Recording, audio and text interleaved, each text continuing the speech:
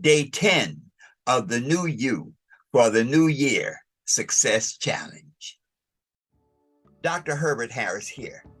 Welcome to the New You for the New Year 21-Day Challenge. I challenge you to use the New You for the New Year Success Bundle this first month of the year to set yourself up for health, wealth, happiness, love, success, prosperity, and money throughout the year. Get the New You for the New Year Success Bundle now at www.herbertharris.info. That's www.herbertharris.info. Every day for 21 days, I will share a success training to help you start this year strong. Watch the daily trainings on Facebook at Life Vision TV and DR Success Man. And now, the success training for today.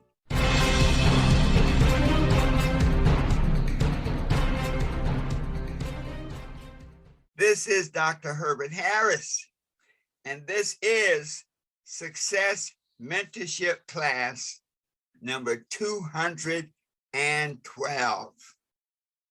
And our topic for today is developing your power of discernment.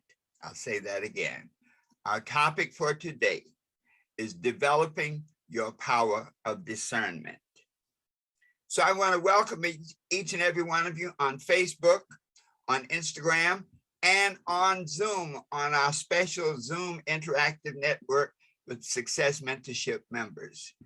As you know, our teachings are based on our book, The 12 Universal Laws of Success. And today we're going to be looking at the section on harmonic relationships.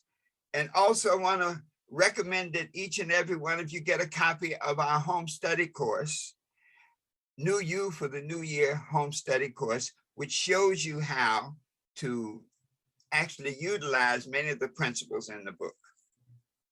So now we've gotten all that out of the way. Let us look today at our topic, developing your power of discernment. Today's topic really, it's a part of our whole series of using your higher powers. And there are a couple of quotes I want to share with you. Lao Tzu said, "He who knows others is clever. He who knows himself has discernment." He who knows himself has discernment. Connie Boom said, "Discernment is God's call to intercession,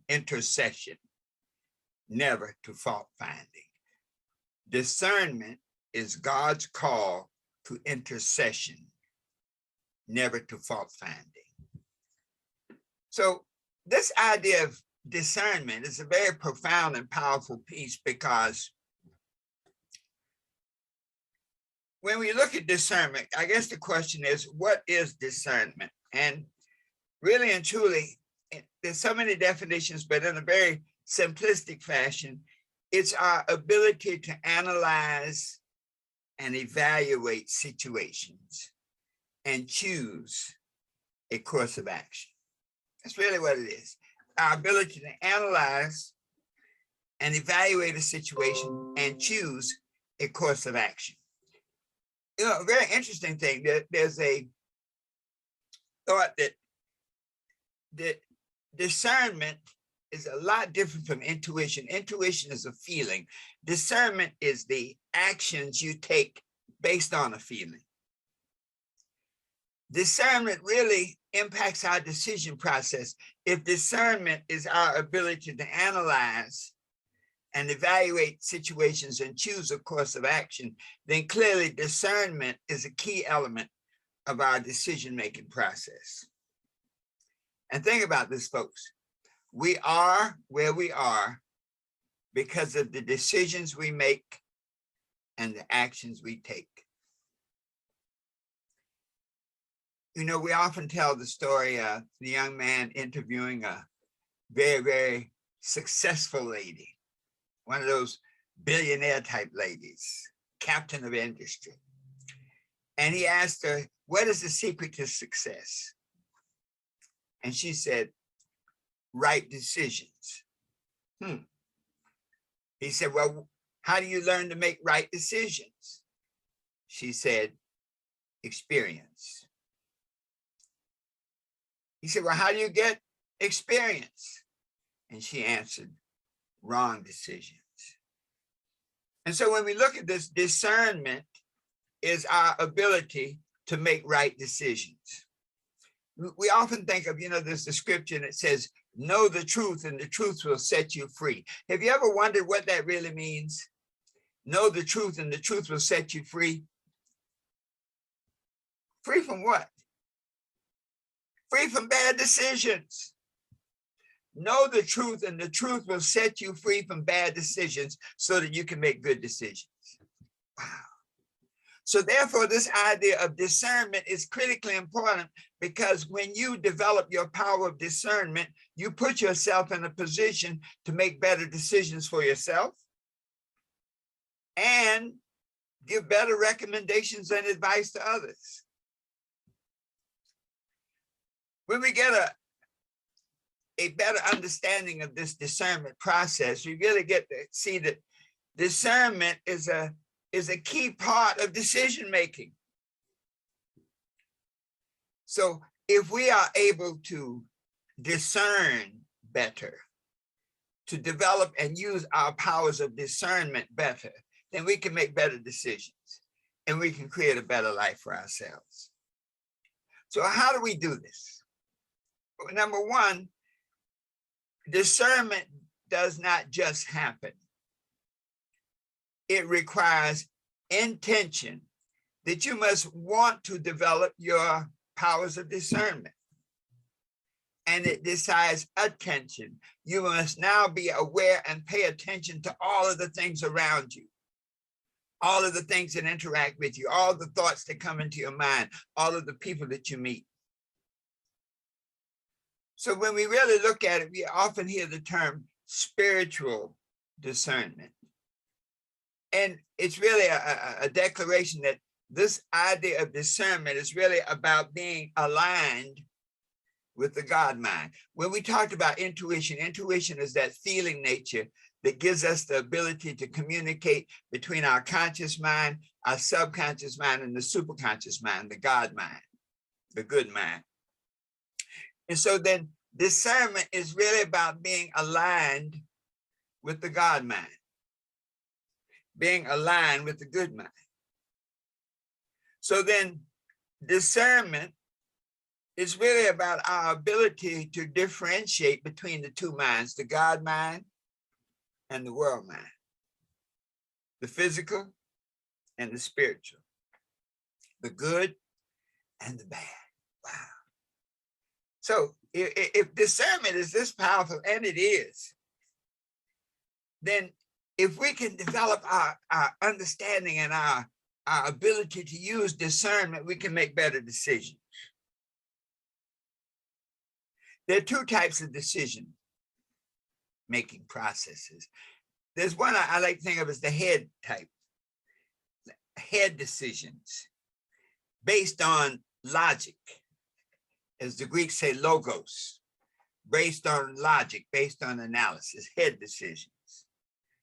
And then there are heart decisions, ethos, based on feeling. Both of them work.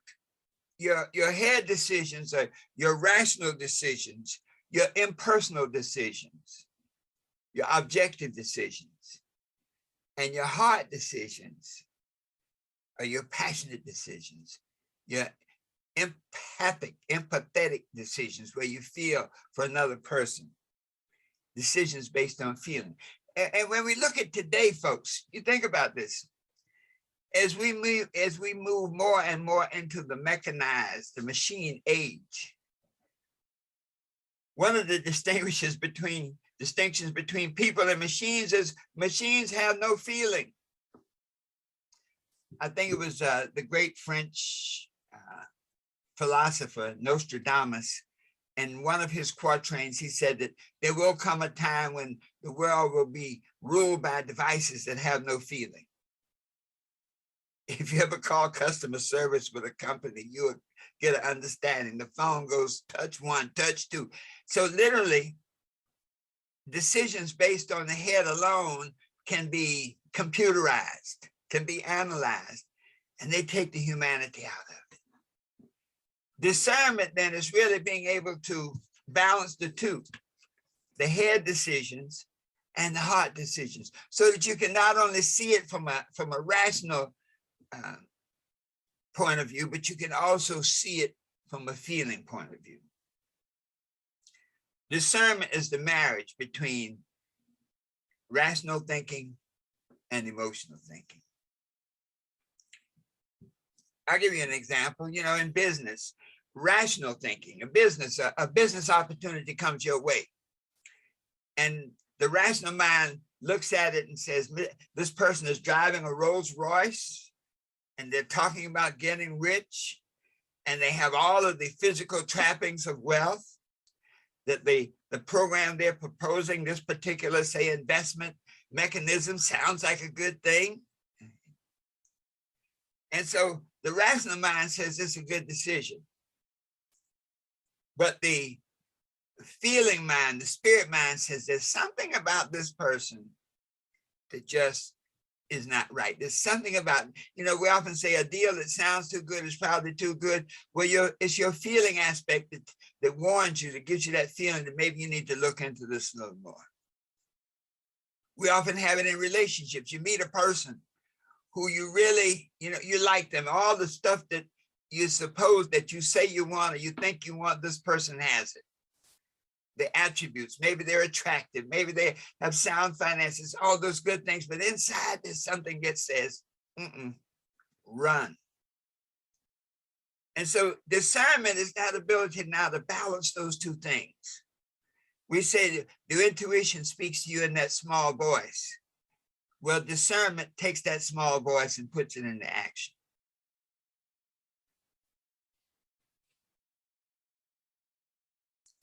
So what is the basis for developing your power of discernment? How does it happen? Why does it happen? Well, number one, the why is simple. Because your life is based on the decisions you make, and because discernment gives you the ability to make better decisions, it is critical to develop your power of discernment. So let's look at this process. Step one, looking at 7 steps. Step one, I like the idea, you might call it to source it. In other words, where does this power come from? Where does this power of discernment come from? This ability to balance the rational and the emotional.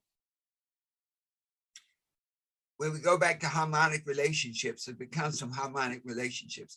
So the harmonic relationship of the first order is the relationship between you and your source, between self and source, self and God, the good mind, the universal mind, the relationship between your conscious, your subconscious, and your superconscious mind. And so as we begin to develop the power of discernment, we have to recognize that this power comes from God, by whatever name. This power comes from infinite intelligence. There's an interesting allegory they talk about the gods in the ancient world, and it says that the gods on Mount Olympus were, when they were creating man, they said, where should we give man, where should we put these powers that man has, this power to manifest, this power to convert energy into manifestation, this power to make things happen? We see it. Success is when you're able to make things happen, and the things you make happen are the things you want to happen. One God said, well, listen, let's hide this power on top of the highest mountain. The older, wiser God said, no, man is diligent. He will climb that mountain and he will find that power and he will abuse it. Another God said, well, let's put it in the bottom of the deepest portion of the sea. And the older, wiser God said, no, man will find that power. He's crafty. and he will find it, he will use it, and he will abuse it. Finally, the older, wiser God said, let's hide this power to manifest deep within that person, deep within the soul, deep within the being. And so those of you who are listening today, everything that you are able to accomplish comes from the vibration deep inside of you, this God-given ability, the I am power, the ability to manifest things from thoughts, that you can have a thought and the desire for wealth, and you can actually make a plan and accomplish your desires. So the first key to discernment is to recognize where this power comes from. That this power of discernment comes from your relationship with your source. If your relationship with your source is not intact, then the power of discernment can be abused, can undermine yourself, can hurt others. Second key, become one with that power. In other words, if you recognize your relationship with the source, that you are the manifestation of God on earth, you are the manifestation of the source of all things, you're the channel through which all power of manifestation passes. And the level of that manifestation depends on your consciousness and your ability to discern and distinguish the world mind from the God mind. So when we say become one with it, discernment is really your ability to work with that quality, that communication from the good mind. And so as you become one with it, you literally, the harmonic equivalent is self with self.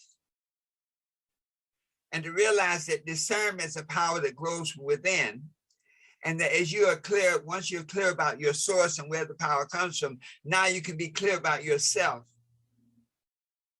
That gives you the ability to use the power correctly. You see, when people have ego challenges, that means that they have recognized the power, but then the self is out of order. And so they use the very power that God has given for bad purposes. They abuse it. The third key is to recognize that there's a connectedness. You see, human beings are very special. When they talk about the Bible and the creation of man, human beings have a connectedness. The third harmonic relationship is the relationship between you and other people. And so to really understand your power of discernment, there's always going to be a relationship with other people. And so if you do not have a good relationship with God, with your source, with yourself, then having relationship with other people is challenging. If you don't have a good relationship, a harmonic relationship with other people, you can abuse that power of discernment. And you have the Hitlers of the world, you have the Jim Jones of the world, people who understand, who take that power but use it for bad purposes. There's a great spiritual principle, and it says that when two or more are gathered on one accord, I am among them. So this making power that we have is enhanced and multiplied by interacting with other people. And this is why it's so important to have groups. When we look at some of the great groups in the world, I was having a discussion about Steve Jobs and Apple. And we were sharing how the people who create these massive companies most often started with a mastermind group, a group of people in the beginning who had a common vision. And so with the harmonic relationship between you and other people, 1 + 1 is more than 2. And so once you recognize this connectedness, you then open the channels to receive that power of discernment on a much more profound level. The fourth key is to refine your skills. Once you acknowledge the skill, the source of the skill, you're clear on yourself, you understand the relationship with other people, to really begin to refine the skills. And see, it's all an evolutionary process. And as you begin to really practice and refine your skills of discernment, you'll find that past negativity can undermine it. Past traumas can undermine it, because these things create doubt within. And see, the power of discernment is most profound when it is congruent with everything, with your conscious, your subconscious, your superconscious mind. So when you have, for example, trauma, emotional issues, hurts from the past, all of these things can impact your ability to discern. Example, you know, when you've been in relationship after relationship and it's always been a negative relationship, the person has not honored you, they've not treated you according to the way you feel that you should be treated. It can then make you distrust your ability. Now, the Mr. Right or Miss Right may come along and you may distrust that ability now to interact with them just because of those past traumas, those past hurts, things that can undermine your power. So refine your skills, understanding that you must purify yourself and try to eliminate as much negativity and as much of the limitation thinking from your being, because it will cast doubt upon your ability to use the power of discernment. The fifth key is incorporate the spiritual principles. You see, if discernment leads to decision, then what are the rules of the game? How does it work? And to begin to look at spiritual principles, I refer a lot to biblical principle, but if you look at every religion, every spiritual organization, every spiritual genre, the principles are pretty much the same. Example, spiritual principle. The second commandment, do unto others as you would have them do unto you. And so now in your power of discernment, if the decision that you are looking at, when you weigh the different decisions and evaluate the different possibilities for different choices, if it's a choice that hurts someone else, then the spiritual nature says, hey, this, you need to take a second look at that. If the choice that you make only benefits you and doesn't benefit anybody else in the world, you need to take a look at that. So spiritual principle like do unto others as you would have them do unto you, guiding principle. Another spiritual principle, a corrupt tree. The scripture says a good tree cannot bring forth evil fruit. Neither can a corrupt tree bring forth good fruit. And so many times your power of discernment is rooted in understanding the fruit and the tree. So a person may look, when we look at the fruit, when people tell you who they are, as they say, believe them. So people who treat you bad, the people who cheat, people who lie, that's the fruit. Sometimes we'll make that mistake. We'll go against our discerning power to say, well, let me get into a relationship with this person, even though I see that they're dishonest, even though I see that they have done terrible things. My desire to make money is so great that I can overlook that. But your power of discernment says that sooner or later that tree is going to manifest. If that fruit is evil, the tree is evil. And so as we look at our power to discern, we have to now recognize that there's a congruence between the fruit and the tree. No matter how bad that we may want someone to love us or to care about us or be concerned about us, if that is not their nature, it's not going to work. And the interesting thing is you can't change it.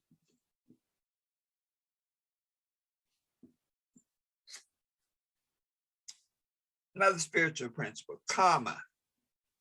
That as you look at your power to discern, to recognize that when you send out bad negativity, you attract negativity. You know, when you go in the Sermon on the Mount, the Beatitudes, and really talks about that the meek shall inherit the earth, it's basically saying that that you send out comes back to you. And so in your decision-making process, when you're aware of the law of karma, then certain decisions you will not make because you understand that the negativity you send out will come back to you. When we look at it even on a more profound level, it may not even come back to you in this lifetime. It may come back to you in the second and third generations.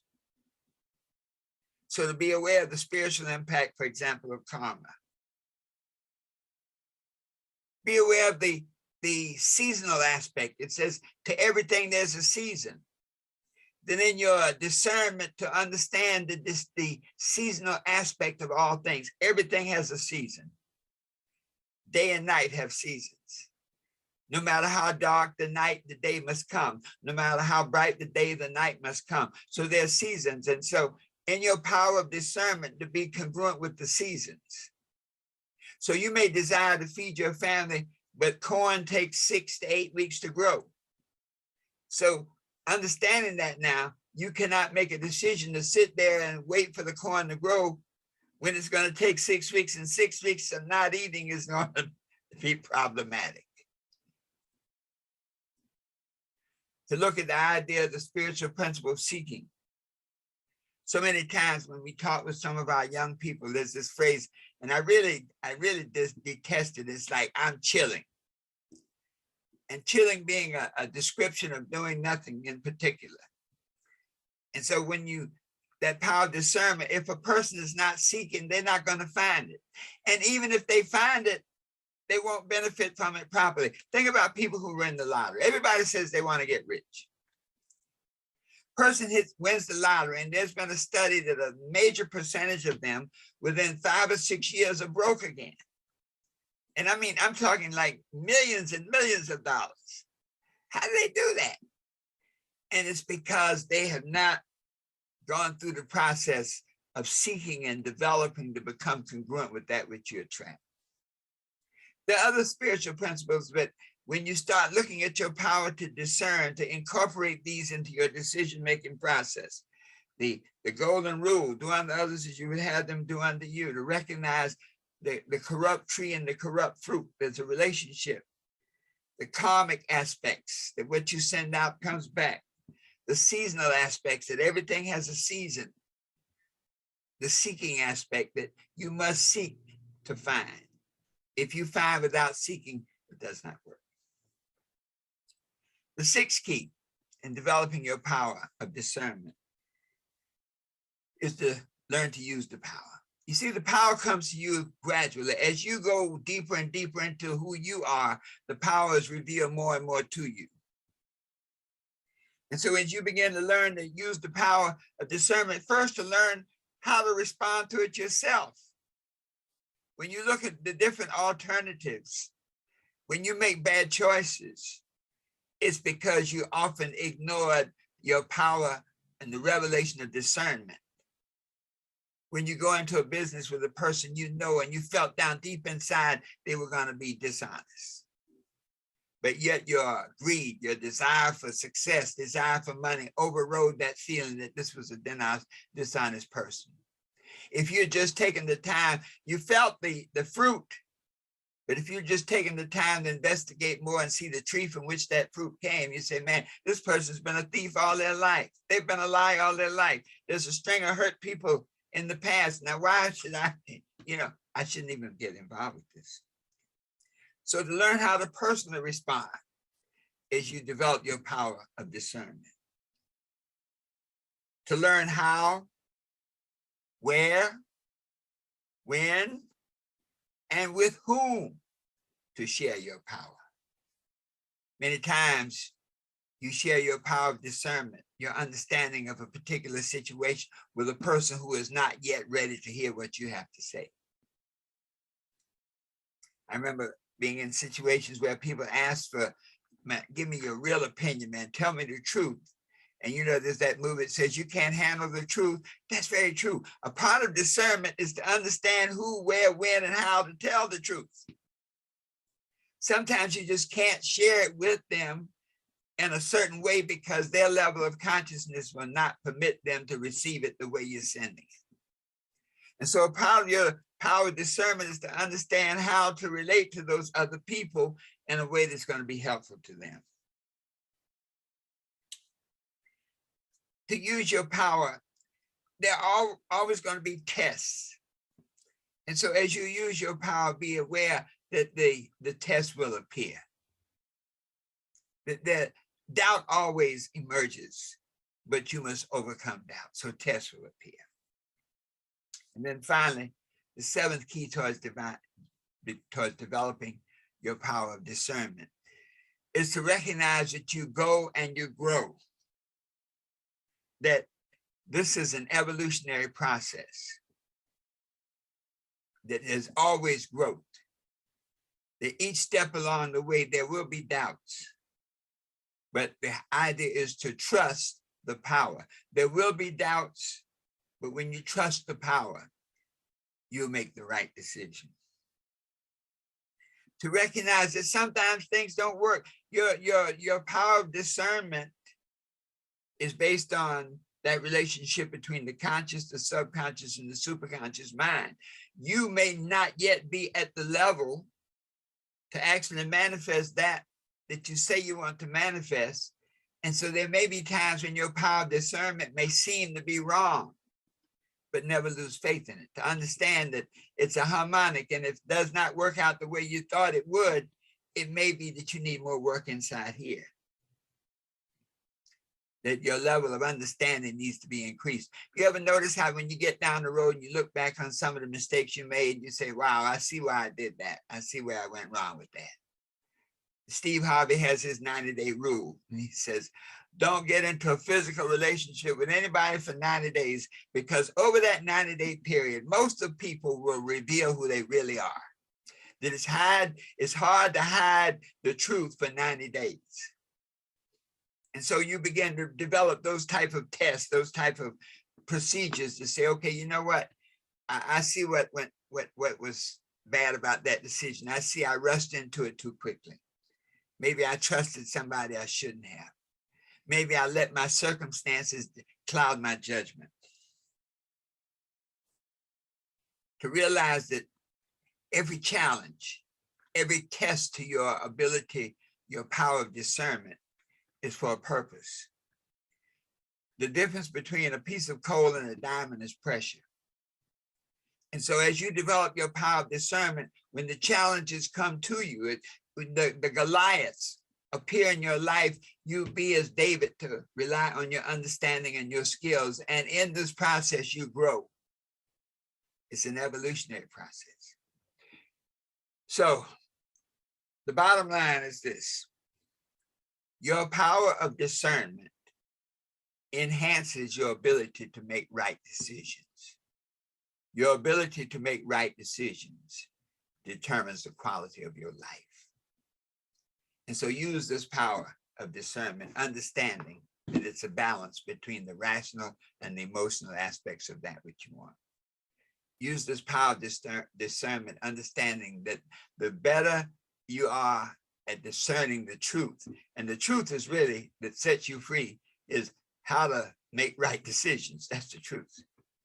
And then to use these 7 steps to help build your power of discernment so that it operates in absolute perfection. When we look back on our lives, we say, you know, I got it right a lot more times than I got it wrong. Use these 7 steps to, 1, understand where the power comes from, the harmonic relationship with your source. 2, to become one with the power, develop a proper relationship with yourself, self with self, so you're an authentic person. Number 3, recognize the connectedness of the power, that the power of discernment really is enhanced by other people and self with others, the harmonic relationship. Number 4, to refine your skills, to recognize the negativity and failures of the past and the traumas of the past and how they impact your decision-making process in the present. Number 5, understand the spiritual principles on which the life operates, the golden rule, the corrupt tree principle, karma, that everything has a season and that you must seek to find properly. Number 6, to use your powers. Use it with yourself personally and learn how, when, where, and whom to use it with others. And then finally, number 7, to continue to go and grow, to recognize that it's an evolutionary process. And the more you learn, the more you become, the more you're open to learn. But when you can use your powers of discernment to help you make better decisions, to help you make right decisions, the right decisions you make will create the life of your dreams so that you can be what you want to be, do what you want to do, and have whatever you want to have, always knowing that the best is yet to come. So it is. Just take a deep breath and now slowly. Thank you so much for being with us today. Be sure to go to our website, www.herbertharris.com. Get your copy of the 12 Universal Laws of Success and get your home study course. Your power of discernment is revealed to you by diligent, consistent study, application, and growth. And the home study course can help you get that. So go to www.herbertharris.com, get all the information you need, and you can be what you want to be, do what you want to do, and have whatever you want to have, always knowing that the best is yet to come. And so it is.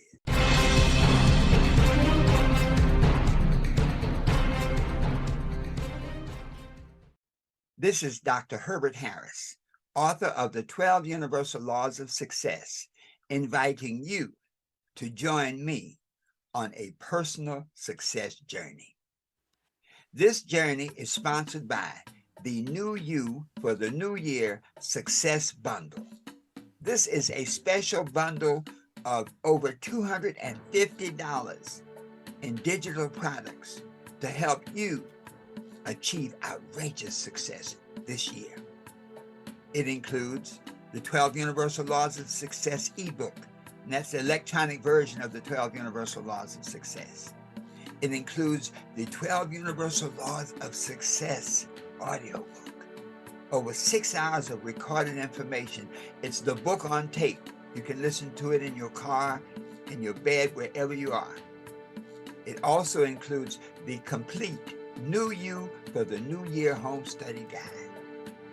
Now, this is a transformational home study course to help you go from where you are to where you want to be.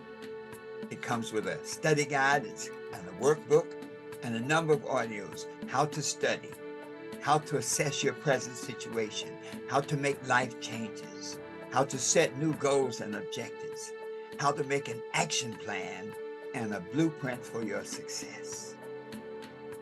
In addition to these things, you get the 12 Universal Laws of Success workbook, so that as you read the book, you can fill in the answers and it will help you retain the information. You also get a live recording of a seminar on the 12 Universal Laws of Success that you can listen to, and it will be just like you're there. There's also a wealth building and trying times audio to help you have more money at the end of the month. The audio on the law of command will help you use your power of speech to create the world exactly the way you want it to be. And the 12 affirmations to live by poster, so that you can reprogram your mind, reprogram your thoughts to be exactly what they need to be to create success. And how much does it cost? Over $250 in bonuses for $77. That's $77 for you, to help you achieve health, wealth, happiness, love, success, prosperity, and money. Always knowing that the best is yet to come.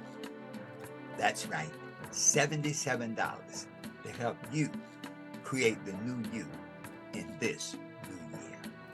Go to our website, www.herbertharris.info, to learn more and buy now. www.herbertharris.info. Thank you.